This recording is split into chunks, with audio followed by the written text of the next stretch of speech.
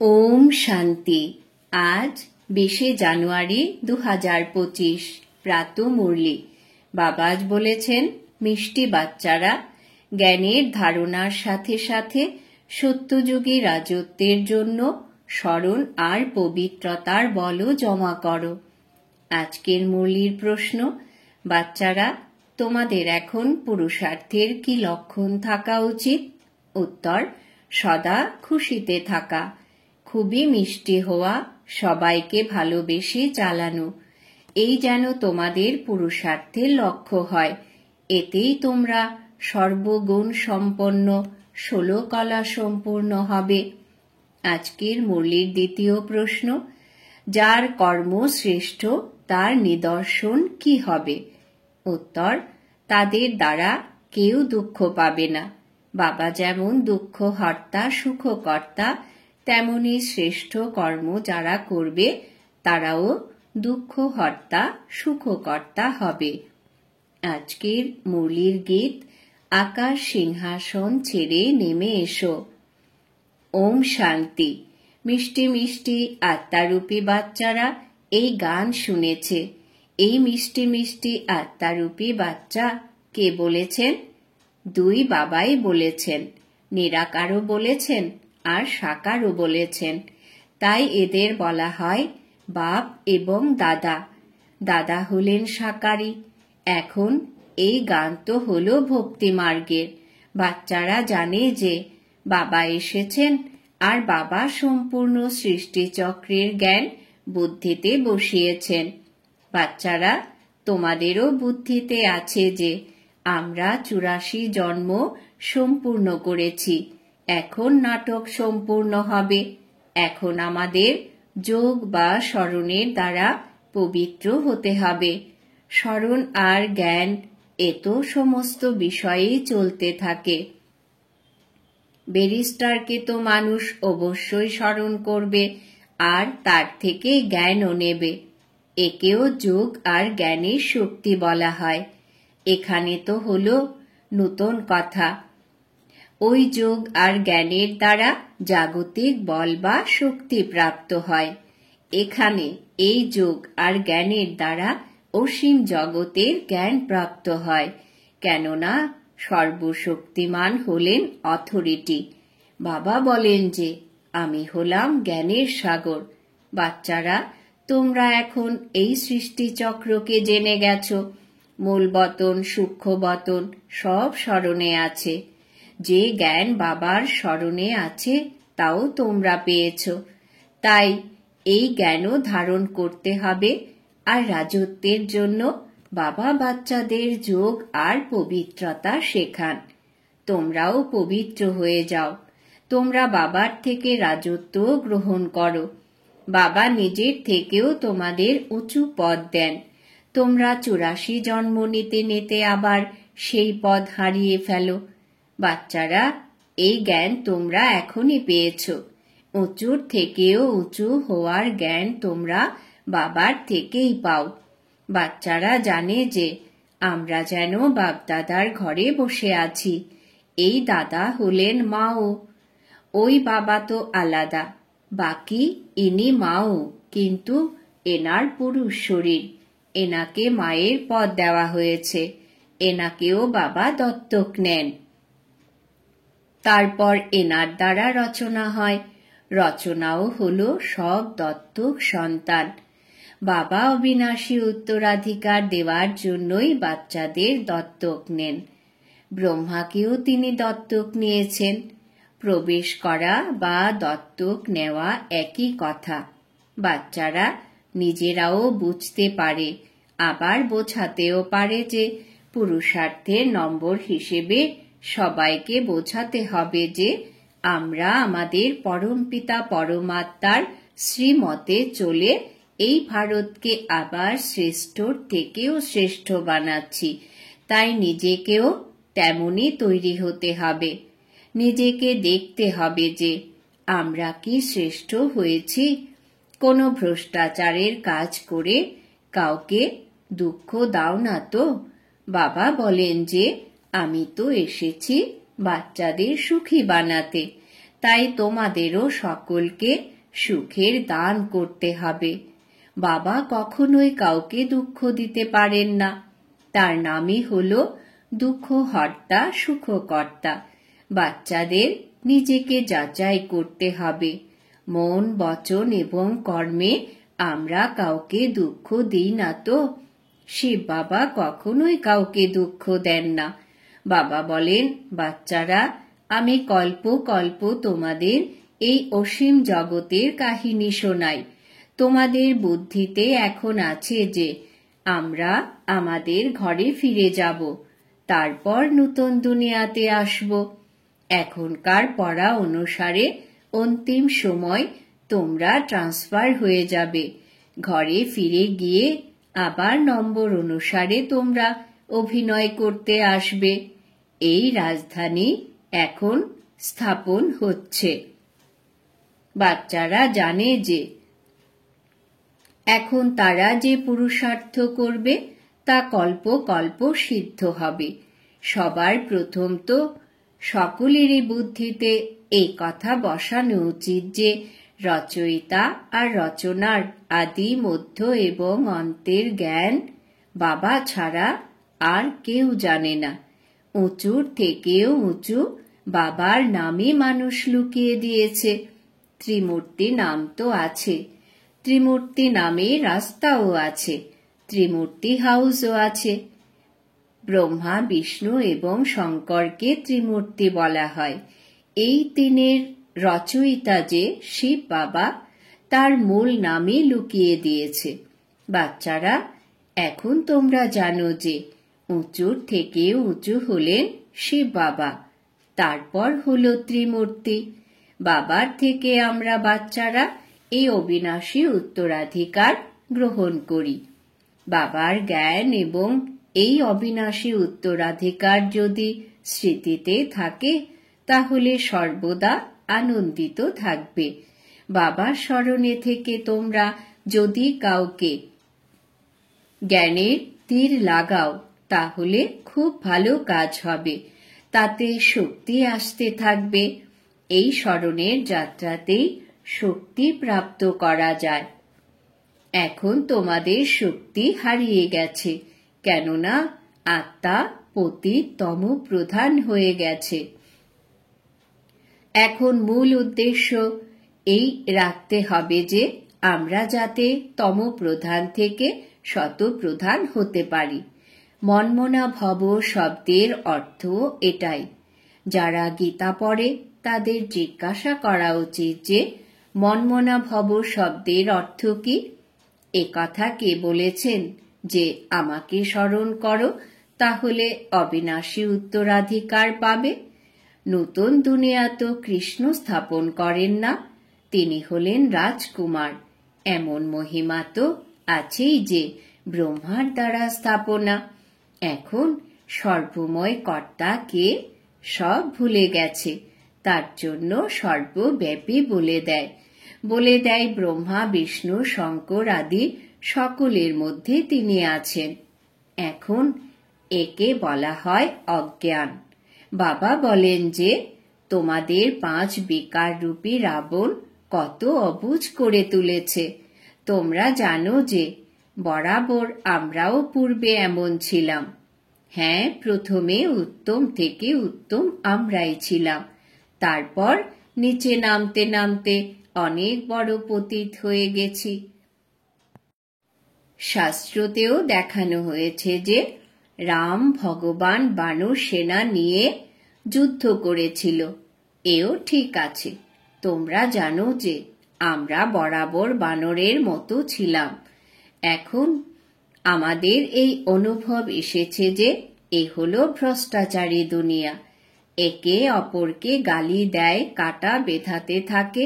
এ হলো কাটার জঙ্গল, আর সে হলো ফুলের বাগিচা। জঙ্গল অনেক বড় হয়, বাগান অনেক ছোট হয়। বাগান বড় হয় না। বাচ্চারা বুঝতে পারে যে বরাবর এই সময়েই অনেক বড় এবং ভারী কাটার জঙ্গল হয়। সত্যযুগের ফুলের বাগান কত ছোট হবে। বাচ্চারা, এই কথা তোমরা পুরুষার্থের নম্বর অনুসারে বুঝতে পারো। যারা জ্ঞান আর যোগ করে না, সেবাতে তৎপর হয় না, তাদের অন্তরে এত খুশি থাকে না। দান করলে মানুষ খুশি হয়। তারা মনে করে আগের জন্মে এ অনেক দান পুণ্য করেছে, তাই এমন ভালো জন্ম পেয়েছে। কোনো কোনো ভক্তরা মনে করে আমরা ভক্ত, তাই আমরা আরো বড় ভক্তের ঘরে জন্ম নেব। ভালো কর্মের ফল তো ভালোই পাওয়া যায়। বাবা বসে কর্ম, অকর্ম এবং বিকর্মের গতি বাচ্চাদের বুঝিয়ে বলেন। দুনিয়া এইসব কথা জানে না। তোমরা জানো যে এখন রাবণ রাজ্য হওয়ার কারণে মানুষের কর্ম সব বিকর্ম হয়ে যায়, পতিত তো হয়েই যায়। সকলের মধ্যেই মাঝ বিকার প্রবেশ করে। যদিও দান পুণ্য যা কিছুই করে অল্পকালের জন্য, তার ফলও পেয়ে যায়, তবু পাপ তো করেই ফেলে। রাবণ রাজ্যে যা কিছুরই লেনদেন হয় সবই পাপের। মানুষ দেবতাদের সামনে কত শুদ্ধভাবে ভোগ নিবেদন করে, নিজেরাও শুদ্ধ হয়ে আসে, কিন্তু কিছুই জানে না। মানুষ এই অসীম জগতের বাবার কত গ্লানি করে দিয়েছে। তারা মনে করে ঈশ্বর সর্বব্যাপী, সর্বশক্তিমান, এই সব বলে তারা ঈশ্বরকে অনেক মহিমা করে। কিন্তু বাবা বলে এ হলো ওদের উল্টো মত। তোমরা সর্বপ্রথমে বাবার মহিমা শুনিয়ে থাকো যে উঁচুর থেকে উঁচু ভগবান হলেন এক, আমরা তাকেই স্মরণ করি। রাজযোগের নমুনাও আমরা সামনে উপস্থিত করেছি। এই রাজযোগ বাবাই শেখান। কৃষ্ণকে বাবা বলা হবে না, সে তো বাচ্চা। শিবকে বাবা বলা হবে, তার নিজের কোনো দেহ নেই। এই দেহ তিনি ধার হিসেবে নিয়েছেন, তাই একে বাপ দাদা বলা হয়। তিনি হলেন উঁচুর থেকেও উঁচু নিরাকার বাবা। রচনা কখনোই রচনার থেকে অবিনাশী উত্তরাধিকার পেতে পারে না। লৌকিক সম্বন্ধে পুত্ররা বাবার থেকে উত্তরাধিকার পায়, পুত্রীরা কিন্তু পায় না। বাবা এখন বোঝাচ্ছেন যে বাচ্চারা, তোমরা আত্মারা হলে আমার সন্তান, তোমরা হলে প্রজাপিতা ব্রহ্মার সন্তান সন্ততি। ব্রহ্মার থেকে তোমরা কোনো উত্তরাধিকার পাবে না। বাবার হতে পারলেই তোমরা এই অবিনাশী উত্তরাধিকারের আশীর্বাদের অধিকারী হতে পারো। এই কথা বাবা তোমাদের সামনে বসিয়ে বলেন। এর তো কোনো শাস্ত্র তৈরি হতে পারে না। তোমরা যদিও লেখো, বই ছাপাও, তবুও টিচার ছাড়া কেউ তোমাদের বোঝাতে পারে না। টিচার ছাড়া বই পড়ে কেউ বুঝতে পারে না। এখন তোমরা হলে আত্মার শিক্ষক। বাবা হলেন বীজ রূপ, তার কাছে সম্পূর্ণ বৃক্ষের আদি, মধ্য এবং অন্তের জ্ঞান আছে। তিনি শিক্ষকের রূপে বসে তোমাদের বোঝান। বাচ্চারা, তোমাদের তো সর্বদা খুশিতে থাকা উচিত যে সুপ্রিম বাবা আমাদের নিজের সন্তান করেছেন। তিনি আমাদের শিক্ষক হয়ে পড়ান। তিনি প্রকৃত সদ্গুরু, তিনি আমাদের সঙ্গে করে নিয়ে যান। সকলের সদ্গতি দাতা হলেন একজন। উঁচুর থেকে উঁচু বাবাই এই ভারতকে প্রতি ৫,০০০ বছর অন্তর অবিনাশী উত্তরাধিকারের আশীর্বাদ দেন। তারই শিব জয়ন্তী পালন করা হয়। বাস্তবে শিবের সঙ্গে ত্রিমূর্তিও থাকা উচিত। তোমরা ত্রিমূর্তি শিব জয়ন্তী পালন করো। কেবলমাত্র শিব জয়ন্তী পালন করলে কোনো বিষয়ই সিদ্ধ হবে না। বাবা যখন আসেন তখন ব্রহ্মার জন্ম হয়, সন্তান তৈরি হয়, ব্রাহ্মণ তৈরি হয়, আর লক্ষ্য সামনে উপস্থিত। বাবা নিজে এসেই স্থাপনা করেন। লক্ষ্য সম্পূর্ণ পরিষ্কার। কেবল কৃষ্ণের নাম দেওয়াতে সম্পূর্ণ গীতার গুরুত্ব চলে গেছে, এও এই নাটকেই নিহিত। এই ভুল আবারও হবে। এই খেলাও সম্পূর্ণ জ্ঞান এবং ভক্তির। বাবা বলেন, আমার প্রিয় বাচ্চারা, তোমরা সুখধাম আর শান্তিধামকে স্মরণ করো, আল্লাহ আর বাদশাহী। এ কত সহজ। তোমরা যে কোনো মানুষকে জিজ্ঞেস করতে পারো, মনমনা ভব শব্দের অর্থ কি? দেখো কি বলে। বলো, ভগবান কাকে বলা হয়? উঁচুর থেকে উঁচু তো ভগবান, তাই না? তাকে সর্বব্যাপী বলাই হবে না, তিনি তো সকলেরই বাবা। এখন ত্রিমূর্তি শিব জয়ন্তী আসছে, তোমাদের ত্রিমূর্তি শিবের চিত্র বের করা উচিত। উঁচুর থেকে উঁচু হলেন শিব, তারপর সূক্ষ্ম বতনবাসী ব্রহ্মা, বিষ্ণু এবং শঙ্কর। উঁচুর থেকে উঁচু হলেন শিব বাবা, তিনি এই ভারতকে স্বর্গ বানান। তার জয়ন্তী তোমরা কেন পালন করো না? অবশ্যই তিনি ভারতকে অবিনাশী উত্তরাধিকার দিয়েছিলেন। ভারতের রাজত্ব ছিল তখন। আর্য সমাজীরাও তোমাদের এতে সাহায্য করবে, কেননা তারাও শিবকে মেনে থাকে। তোমরা নিজের ঝান্ডা ওড়াও, একদিকে ত্রিমূর্তি গোলা, অন্যদিকে এই কল্পবৃক্ষ। বাস্তবে তোমাদের ঝান্ডা এমনই হওয়া উচিত। এমন তো হতেই পারে, তাই না? তোমরা ঝান্ডা উড়িয়ে দাও যাতে সবাই দেখতে পারে। সম্পূর্ণ বোঝানো এর মধ্যেই আছে। কল্পবৃক্ষ আর এই নাটক, এতে তো সবকিছুই পরিষ্কার। সকলেই জানতে পেরে যাবে যে আমাদের ধর্ম আবার কবে আসবে। নিজেরাই নিজের নিজের হিসেব বের করে নেবে। সবাইকেই এই চক্র আর ঝাড় সম্বন্ধে বোঝাতে হবে। খ্রাইস্ট কবে এসেছিলেন? এত সময় সে আত্মা কোথায় থাকে? তাহলে অবশ্যই বলবে যে নিরাকারই দুনিয়াতে আছে।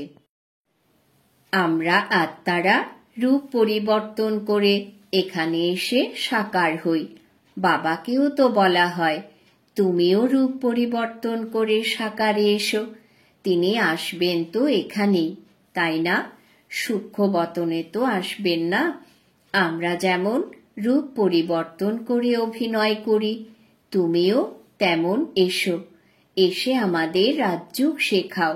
ভারতকে স্বর্গ বানানোর জন্যই হলো রাজযোগ। এ তো খুবই সহজ কথা। বাচ্চাদের নেশা থাকা উচিত। নিজেরা ধারণ করে অন্যদেরও করাতে হবে। এর জন্য ঈশ্বরীয় পাঠের প্রয়োজন। বাবা এসে ভারতকে স্বর্গ বানান। তিনি বলেন, বরাবর খ্রাইস্টের 3000 বছর পূর্বে ভারত স্বর্গ ছিল। তাই ত্রিমূর্তি শিবের চিত্র সবাইকে দেখানো উচিত। ত্রিমূর্তি শিবের স্ট্যাম্পও তৈরি করা প্রয়োজন। এই স্ট্যাম্প যারা বানাবে তাদেরও ডিপার্টমেন্ট তৈরি হবে। দিল্লিতে তো অনেক লেখাপড়া জানা মানুষ আছে, এই কাজ তারা করতেই পারে। তোমাদের রাজধানীও দিল্লিতেই হবে। আগে দিল্লিকে পরিস্থান বলা হতো, এখন তো তা কবরস্থান। তাই এই সমস্ত কথা বাচ্চাদের বুদ্ধিতে আসা উচিত। তোমাদের এখন সর্বদা খুশিতে থাকতে হবে, খুবই মিষ্টি হতে হবে, সবাইকে ভালোবেসে পথ দেখাতে হবে। তোমাদের সর্বগুণ সম্পন্ন 16 কলা সম্পূর্ণ হওয়ার পুরুষার্থ করতে হবে। তোমাদের পুরুষার্থের এই হলো লক্ষ্য। কিন্তু এখন পর্যন্ত কেউ তেমন তৈরি হয়নি। এখন তোমাদের চড়তে কলা হচ্ছে। ধীরে ধীরে তোমরা উপরে উঠছ, তাই না? তাই বাবা সমস্ত প্রকারে শিব জয়ন্তীতে তোমাদের সেবা করার ইঙ্গিত দিতে থাকেন, যাতে মানুষ বুঝতে পারে বরাবর এদের জ্ঞান তো অনেক বড়। মানুষকে বোঝাতে কত পরিশ্রম লাগে। এই পরিশ্রম ছাড়া রাজধানী স্থাপন হবেই না। মানুষ উঠতে থাকে, আবার নেমে যায়, আবারও উঠতে থাকে। বাচ্চাদের জীবনেও কোনো না কোনো ঝড় আসে। মূল বিষয়ই হলো স্মরণের যাত্রা। এই স্মরণেই তোমাদের শতপ্রধান হতে হবে। এই জ্ঞান তো খুবই সহজ। বাচ্চাদের খুবই মিষ্টি থেকে মিষ্টি হতে হবে। তোমাদের এইম অবজেক্ট তো সামনে রয়েছে। এরা অর্থাৎ লক্ষ্মীনারায়ণ কত মিষ্টি, এদের দেখে কত আনন্দ হয়। আমাদের অর্থাৎ স্টুডেন্টদের এ হলো এইম অবজেক্ট। আমাদের পড়ান স্বয়ং ভগবান। আচ্ছা, মিষ্টি মিষ্টি হারানিধি বাচ্চাদের প্রতি মাতা পিতা বাপদাদার স্মরণের স্নেহ সুমন আর সুপ্রভাত। আত্মাদের পিতা তার আত্মারূপী বাচ্চাদেরকে জানাচ্ছেন নমস্কার। আমরা আত্মারূপী বাচ্চারা আমাদের মাতা পিতা বাপদাদাকেও জানাই স্মরণের স্নেহ সুমন সুপ্রভাত, নমস্কার। ধারণার জন্যে মুখ্য সার। 1.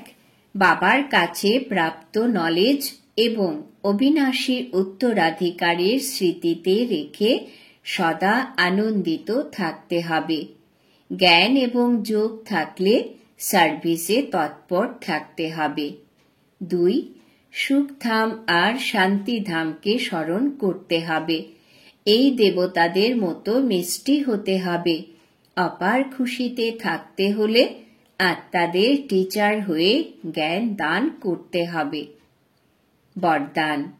বাবা আজ বরদান দিয়েছেন, দেহ সম্বন্ধ আর বৈভবের বন্ধন থেকে স্বতন্ত্র বাবার সমান কর্মাতীত ভব।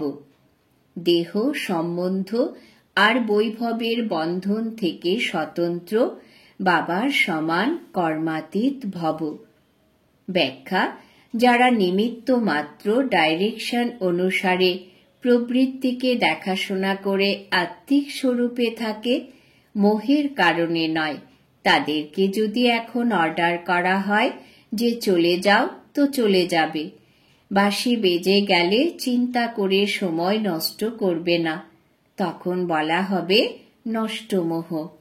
এই জন্য সর্বদাই নিজেকে চেক করতে হবে যে দেহের সম্বন্ধের বৈভবের বন্ধন নিজের প্রতি আকর্ষণ করছে না তো। যেখানে বন্ধন থাকবে সেখানে আকর্ষণ করবে, কিন্তু যারা স্বতন্ত্র থাকবে তারা বাবার সমান কর্মাতীত স্থিতির নিকটে থাকবে। স্লোগান: স্নেহ আর সহযোগের সাথে শক্তি রূপ হও, তাহলে রাজধানীতে প্রথম দিকের নম্বর পেয়ে যাবে। স্নেহ আর সহযোগের সাথে শক্তি রূপ হও, তাহলে রাজধানীতে প্রথম দিকের নম্বর পেয়ে যাবে। আজকের সমান আমি বাবার সমান কর্মাতীত আত্মা। নিজের শক্তিশালী মনসার দ্বারা সকাশ দেওয়ার সেবা। যতটা এখন তন মন ধন আর সময় লাগাচ্ছ, এর পরিবর্তে মনসা শক্তির দ্বারা সেবা করলে অনেক কম সময়ে সফলতা বেশি পাওয়া যাবে। এখন যে নিজের প্রতি কখনো কখনো পরিশ্রম করছো, নিজের নেচারকে পরিবর্তন করার বা সংগঠনে চলার বা সেবাতে সফলতা কখনো কম দেখে হৃদয় বিদীর্ণ হওয়া, এসব বন্ধ হয়ে যাবে। ওম শান্তি।